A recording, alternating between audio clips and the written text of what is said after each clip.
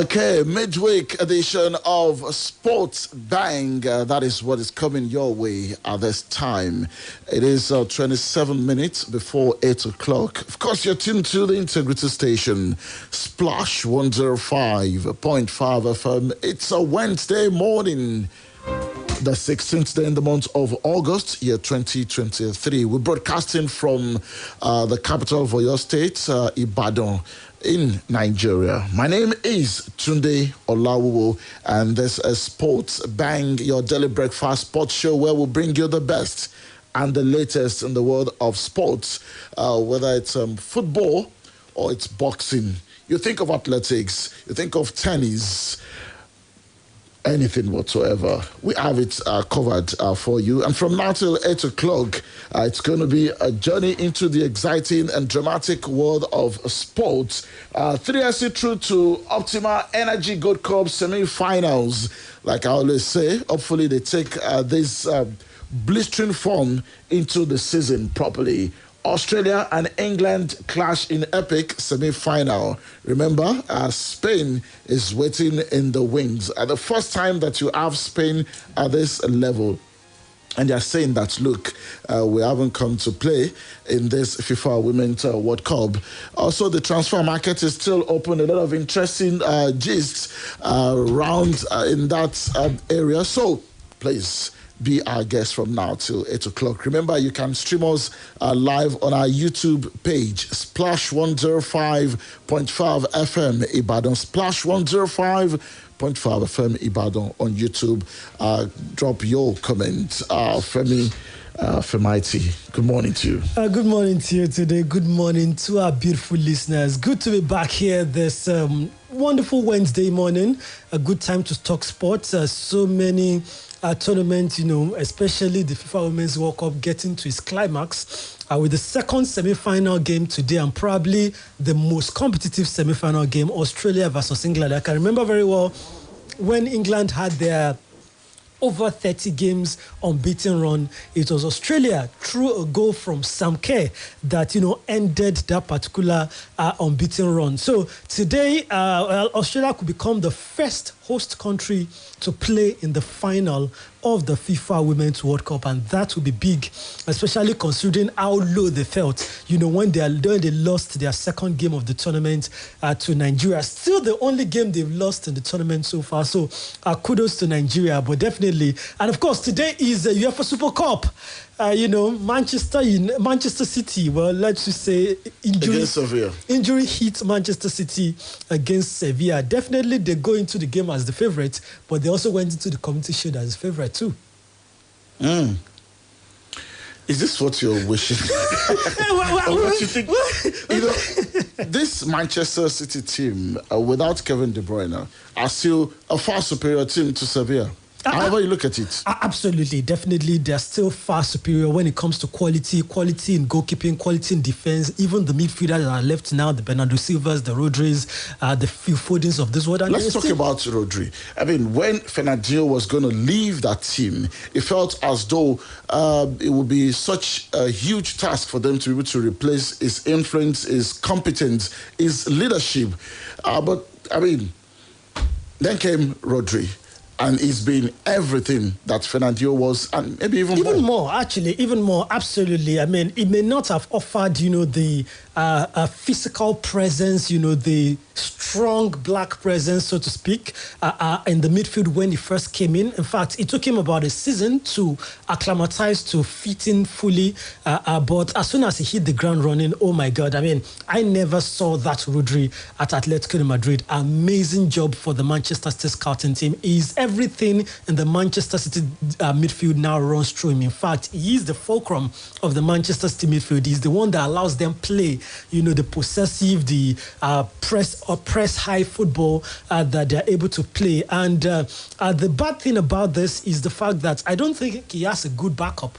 Calvin Phillips came in last summer. He didn't hit the ground running. He was injured for parts, and for parts, he was just not good enough. So this season, we're hoping that Calvin Phillips will actually, justify the 40. It looks like City will splash the cash again. Well, are you talking about Paqueta? Well, yeah, absolutely. Especially considering the fact that Kevin De Bruyne is out of 2023, truthfully, definitely they are going to splash the cash to solidify that midfield. And I personally feel like they actually need two players in that midfield. I don't think they feel they have two players. Yes, they feel they have replaced Ilkay Gundogan. The bought Kovacic. But then I've never thought that Mateo Kovacic was Ilkay Gundogan's replacement. At best, I see him as a backup to Rodri. I still feel like they need to go out there and get two attacking midfielders, two creative midfielders, or maybe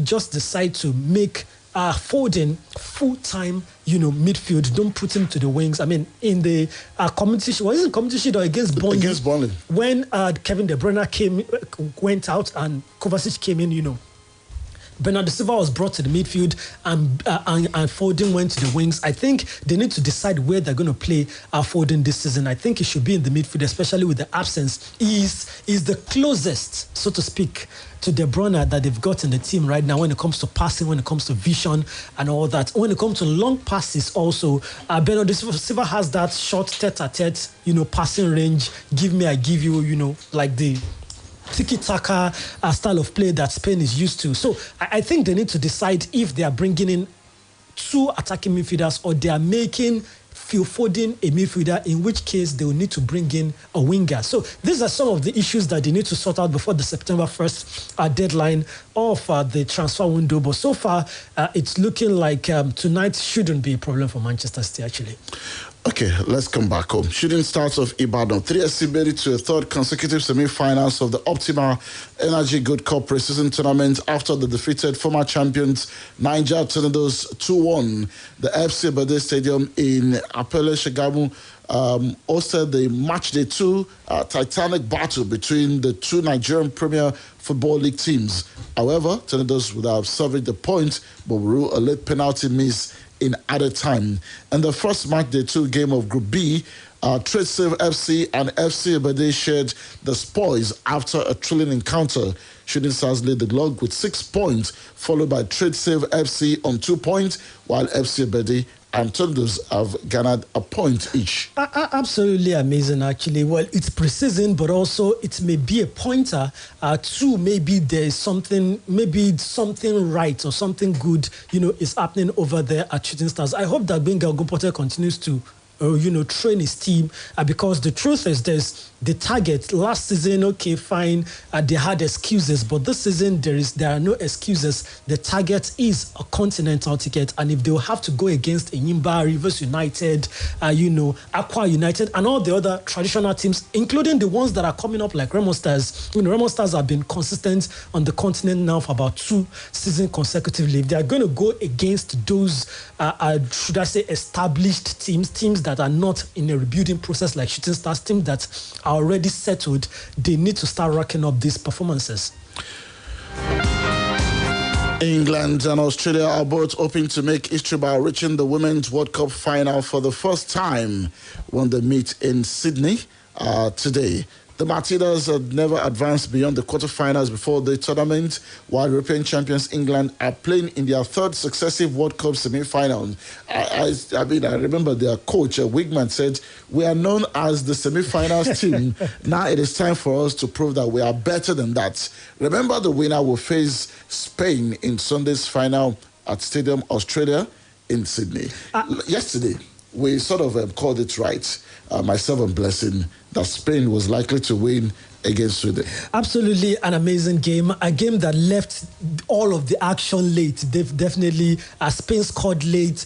Sweden equalized late. And then less than 60 seconds after Sweden equalized, Spain got, a winning goal in the 89th minute of the encounter. Absolutely, amazing what Spain has done in this tournament. I think the only game that they're falling short behind was the game against Japan. But I think they have learned from that and they have grown into the tournament. So deserved finalists. They had never made it into the final of the FIFA Women's World Cup, and now they are one step away from doing what their male counterpart did, in 2010. But then also England, I think they will be praying today that they actually, get to meet the likes of Australia. I think Australia will be a more an easier, opponent in the final for Spain. But of course, one of those. They will be hosting the final. You think it will be? It won't be easy. Really? It won't be easy. But at the end of the day, the fans, the crowd will not come, and play the football game. Nigeria played them, in that same Australia, and beat them regardless. Maybe the stakes were not as high. Well, true. But then I still believe that it's down to the 11 players on the field, quality for quality. And when it comes to that, I think Spain hedges Australia out. But then England versus Spain is the final that everyone wants to see. And I think that's what we'll most likely get. Okay, so you're going for England. I think England will edge this. In fact, in 90 minutes, I don't see it going past 90 minutes. Oh. Well, let's see how that pans out. I'm sure the Matildas, they're not listening to you, but somewhat, maybe they get the message. But they've also shown that they've got steel. I mean, the way they ran it through 120 minutes against France is amazing, but I still think England have got the edge in this one. Super Falcons midfielder Christy Uchebe has been ranked the 4th best tackler at the Women's World Cup. We're involved in 4 games at the World Cup, and according to FIFA, she recorded 36 tackles, and that has made her, the 4th best tackler. Dutch midfielder Jackie Green leads the tackling chart with 44 at the tournament. Katrina Gori of Australia is placed 2nd after making 43, while Grace Guillaume of France is 3rd with 40. Well, she's not so far away from the others. She was the only recurring decimal, in our midfield. Our first game, she partnered Deborah Abiodun. Our second and third and the 4th game, she partnered Alima Twinde. Amazing lady she is. And considering the fact that she only started playing for the Super Falcons in 2022, that's last year, at the WAFCON. So it's amazing that we've got this young player that still has about, at least, if everything goes right in our career, maybe about 8 to 10 years of our career to still give to the Super Falcons. Honestly, things are looking right. We've got a midfield that can, and the midfield has always been our problem, by the way. In Deborah Abiodun, in Alima Twinde, in Christy Uchebe, in what's the name of this lady, Payne, we've got a midfield that can last a long while for the Super Falcons. Well, I had kind of iffy feeling about this yesterday. Of course, I made it known on Sports Bank that the Tigers, they've not looked like the female counterparts, the Tigers. And, it showed. It was supposed to be a redeeming game for them, at home. After losing against Senegal, they needed to beat Mali. But, of course, they couldn't do that. And at the end of the day, the consequence is that Nigeria's senior basketball team, the Tigers, will not be at next year's Paris Olympics after losing to Mali in their 2nd and final Group A game at the 2024 FIBA Men's pre-qualifying Olympic event on Tuesday. They went into the game on the back of their opening game loss to Senegal on Monday, but it was another loss for the Nigerian men's team as they fell 77 to 68 to Mali inside the Eco Convention Center in Lagos. This happened, and that's what even makes it worse. This happened here on Nigerian soil. It was very disappointing that we were not able to qualify for the Olympics for the 2nd, consecutive time. And for me, and even in basketball, the Olympics is like the biggest event of basketball. Players don't really rate the FIBA Men's World Cup. It's the Olympics that everyone wants to play. It's the Olympics that everyone switches allegiance so they can play. But also, I have to say, I've been saying this. Why is it that the team that plays the qualifier is different, is largely different from the team that gets to the tournament? I think these are the pointers that we need to start leveling these things up. If you are going to, leave the NBA or travel down to represent Nigeria for the Olympics, you might as well, represent Nigeria for the qualification. Some players cannot fight tooth and nail to qualify, and then you come and reap the reward of that labor. And it's even not balanced because the golfing quality is so much much. So I think we should, the FIBA, NBA, Nigerian Basketball Federation, BBF, should do what, is done in football, where the same crop of players that play the qualifiers also play the main tournament. I think that's the way to go. I look at this roster and I can hardly recognize any name on the roster from the previous major tournaments that we have been to. So I think this is something that needs to change. We shouldn't have a less quality team playing the qualifiers, because the qualifiers are as important as the tournament itself. As it has shown, we're not going to the second consecutive Olympic Games, and that's just disheartening. So, between Senegal and Mali, who do you think will get it? Because now they're in the semi-final. They will play, and whoever tops will go through. I think Senegal, when it comes to basketball in Africa, before now has always been behind Nigeria, right behind Nigeria. In the women's game, they have played the last, 3 finals against the Tigers. And I think also in the men's game, Senegal are definitely also right there, up there with Nigeria. So I'm tipping Senegal in this one. I think Senegal will clinch that ticket.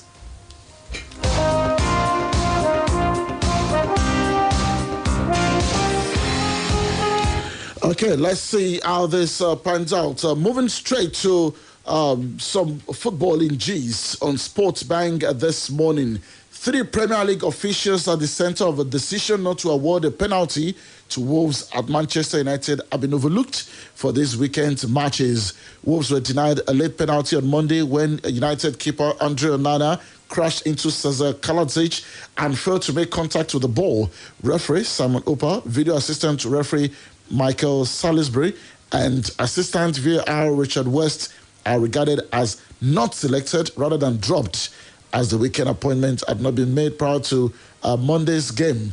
However, the move is a direct result of the collective failure to award the injury time penalty and is part of Webb's demand for enhanced accountability for mistakes. It was obvious, it was clear, it was glaring to everybody that was supposed to be a penalty against Manchester United, but for some inexplicable reasons, the referee decided not to go look at it again on the screen, and United got away with that one. We will take a break right now to catch up with the BBC Premier League update. Stay with us on Sport Bang.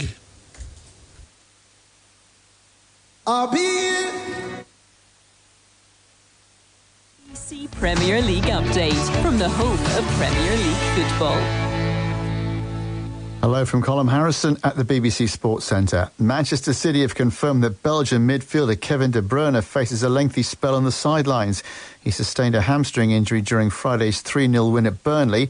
And speaking in Athens ahead of Wednesday's European Super Cup match against Sevilla, City manager Pep Guardiola says De Bruyne's absence will be sorely felt. First of all, I had to say the injury for Kevin is so blow for us, so it's a big loss.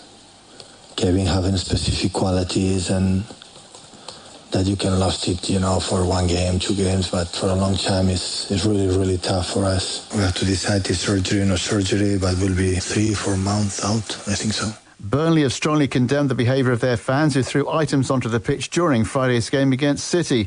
In one case, Manchester City defender Rico Lewis was hit by a cigarette lighter thrown from the crowd. Burnley say fans responsible for any such incidents will be banned. Arsenal have signed Spanish goalkeeper David Raya on a season-long loan from Brentford with the option of making the move permanent. The player also extended his contract at Brentford, which Director of Football Phil Giles said helped make the loan deal go through more quickly, but he added they don't expect to see Raya back at Brentford. West Ham's bid to sign Harry Maguire from Manchester United appears to have hit a stumbling block. Last week, the two clubs agreed a fee of $38 million for the England defender, but there's been no contact between Maguire and West Ham, who may now be considering alternatives. Maguire was an unused sub for Manchester United's opening game of the season against Wolves on Monday. For more football news from the BBC, go to bbc.com/football. BBC Premier League update from the home. Okay, quick one. Let's talk about the UEFA Super Cup between Sevilla and Manchester City. A lot of people thought that just as he did at Barcelona, where he won 6 trophies in one calendar year, that Pep Guardiola was going to be able to replicate that. But one is out Community Shield. You still have the Super Cup and the Club World Cup. Do you think he gets this already? I think realistically he will get 5. I think he will get the Super Cup, this UEFA Super Cup, and he will also get the FIFA Club World Cup. I think he's going to get that. Even though there are so many injuries for Manchester City, for example, Kevin De Bruyne out for the year. Ruben Diaz, who has been like their best defender, over the years, also is out with a knock. John Stones, the man who is able to do the, defender, then come to the midfield, also is out due to a hip injury. So he has injuries that he's dealing with, but generally, I think he should be fine against Sevilla tonight. And of course, our boy is still making moves. John Jude Igalo. Yeah, I said it's all about the money. When I saw that interview where he said, look, forget money, money everybody's chasing, whether you're European or American or you're African, it's all about the money, and we can see it. Nobody should come here and say there's some kind of prospect in the Saudi Arabian league. Neymar just joins a Saudi Arabian club. He said he wanted to make history. Yeah, and maybe history by earning 162 million per year, because that's how much he's on, in Saudi Arabia. At the end of the day, it's all about the money. They are all leaving Europe because of the money. Everybody chasing the bag. Absolutely. Including the super, mega wealthy guys. Absolutely. I mean, the Yoruba say "Owo Ntolowo," and I think that's the point. Neymar will not come tomorrow and say, well, because we are 225 in my family, that's why I had to make that move. That's what, Ruben never said something like, I needed to give my family, I had to choose between a career that I want or giving my family the life that they want, the life that they deserve, and I chose to give the EPL was not giving them. Well, you can't compare the gold oil money, with the taxation money in England. I mean, it's different. Chelsea are set to sign winger Michael Olise from Crystal Palace after activating a release clause in his contract in the region of £35 million. They've shipped out so many, and they are bringing in so many. You think about all the signings, and I feel like revising, my predictions and putting them in the top 4. They've actually done good business this summer, probably the best. Remember, Lavia is also joining. Absolutely, and now they've got 2 very good defensive midfielders, even though they are not playing in Europe. I mean, how do we justify the fact that these players keep wanting to join Chelsea? Turning down Liverpool. Of course, Liverpool are also not in the Champions League. But at least they are in Europe. Chelsea are in none. They are only going to play domestic football this season, and yet all these young guys. Maybe there are other factors too. Absolutely. Most importantly, the money. Hey, don't go there. I mean, are you saying that Liverpool is broke? You look at the salary cap or the salary structure of Liverpool and you compare it to Chelsea, it doesn't match at all. It's way, way, way, way far away from each other. So at the end of the day, everybody, coach, player, I don't want to say broadcast, everybody. It's about the money. The ambition probably ended with Messi and Ronaldo, and even at the end of their career, they also went for the money. At least in their prime, they chased after the ambition. Now, money rules the world. Thank you so much for my team. It's been such a pleasure. But Mbappe made us understand that, look, it's not all about the money every time. He's still probably the only ambitious player left now in Europe. Except that there's also a Qatari money that is, playing a huge role in France. Exactly. So it feels like Saudi money too. Yeah, it feels like he's in Saudi while in Europe. And we are hearing also that Mohamed Salah may be giving a green light to one of the Saudi clubs to come get him. Just football will be right here, 3 o'clock later this afternoon. Oluwafemi Akinshofe, thank you. It's always a pleasure. Bosuala, thank you. My name is Tunde Olawuwo. Have a beautiful Wednesday. Bye-bye. Find you put your mouth, so waiting no concern you be Arsenal or more happy man. Splash FM 105.5.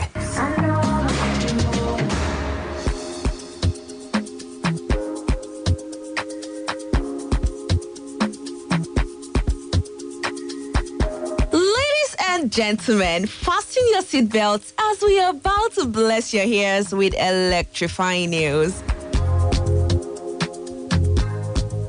Are you ready to discover the game changer that will elevate your day-to-day life? Hold on tight, because Oppo A78 has landed in Nigeria and it's the talk of the town. So, do you hate sitting for long hours waiting for your phone to charge? Not to worry. Oppo A78 comes with a 67-watt Super VOOC fast charge, which allows you to charge from 0 to 100 in 44 minutes. Isn't that amazing? So you have no worries quickly charging and going back to watch your faves or catching up on your phone. Are you also a loving mother who likes to take photos of her kids or even enjoy taking photos of those yummy foods you cook? Behold the Oppo A78's top-notch camera, an enchanting spell that captures the essence of every cherished moment with awe-inspiring clarity. No doubt, you enjoy staying on long video calls, maybe with your customers or friends. Let's say you like to watch your favorite skit makers. Say goodbye to lagging and slow performance. Are you asking why? The Oppo A78 comes equipped with a powerful processor that ensures seamless multitasking and lightning-fast app launches. Now, imagine trying to create content for your business and your phone begins to act up due to low storage. I know you wouldn't like that, cause I definitely will not. And this is why Oppo A78 is here. It's like having a supercomputer right in your pocket. But that's not all, though. Now the Oppo A78 boasts of a generous storage capacity, so you can store all your precious memories, music, and apps without a worry. Hey Damsel, it's time to bid farewell to those annoying storage full notifications. Now, here's the secret that sets the Oppo A78 apart. Knowing how difficult it might be